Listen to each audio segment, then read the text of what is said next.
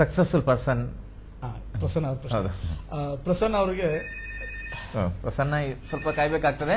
ನಮ್ಮ ಇಡೀ ಅವರ ಕುಟುಂಬ ಜನಮನದ ಬಹಳ ಅಭಿಮಾನಿಗಳು. ಹಲೋ. ನಾನು ಮನೋಹರ್ ತುಳಜಾರಾಮ್. ನಮಸ್ತೆ ಸರ್, ಬಹಳ ಸಂತೋಷ.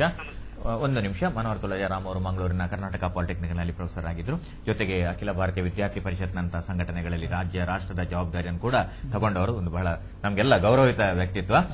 ಹೇಳಿ ಸರ್ ಮನೋಹರ್ ತುಳಜಾರಾಮ್ ಅವರೇ.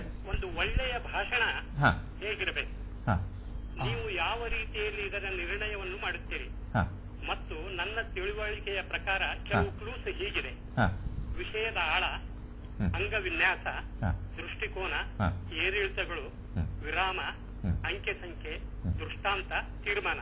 ಇದರ ಜೊತೆಗೆ ನೀವು ಇನ್ನೂ ಏನಾದರೂ ಸೇರಿಸಿ ಒಳ್ಳೆಯ ಭಾಷಣ ಹೇಗೆ ಮಾಡಲಿಕ್ಕೆ ಸಾಧ್ಯ ಅನ್ನೋಂಥದ್ದು ತಿಳಿಸಿ. ನೋಡಿ ಸರ್, ನೀವೆಲ್ಲ ಪಾಯಿಂಟ್ಸ್ ಹೇಳಿದ್ರ ಅಂತ ಕಾಣುತ್ತೆ.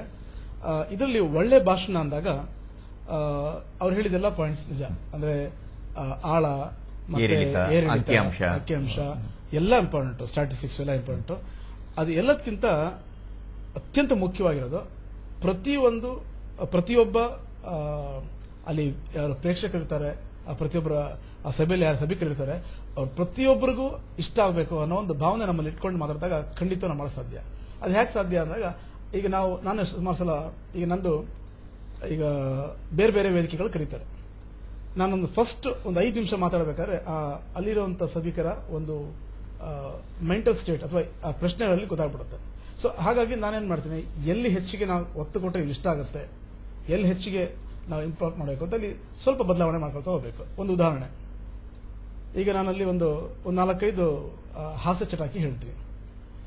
ಆ ಹಾಸ್ಯ ಚಟಾಕಿ ಹೇಳಿದಾಗ ಇಡೀ ಸಭಿಕರು ಕೆಲವು ಸಲ ಬಹಳ ಸಂತೋಷ ಪಡ್ತಾರೆ, ಕೆಲವರು ಸಂತೋಷ ಅಂದ್ರೆ ಆ ಹಾಸ್ಯ ಚಟಾಕಿ ಅಷ್ಟೊಂದು ಅವರು they not react.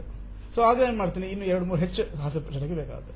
So already the audience are receivable, ಅದರ ಅಗತ್ಯ ಇರೋದಿಲ್ಲ, straight away we can come to the topic. ಹೀಗೆ ಸ್ವಲ್ಪ ಬದಲಾವಣೆ ಮಾಡ್ಕೊಳ್ತಾ ಹೋಗ್ಬೋದು. ಅಂದ್ರೆ ಒಂದು ಮುಖ್ಯ, we should always keep audience in the mind before we talk.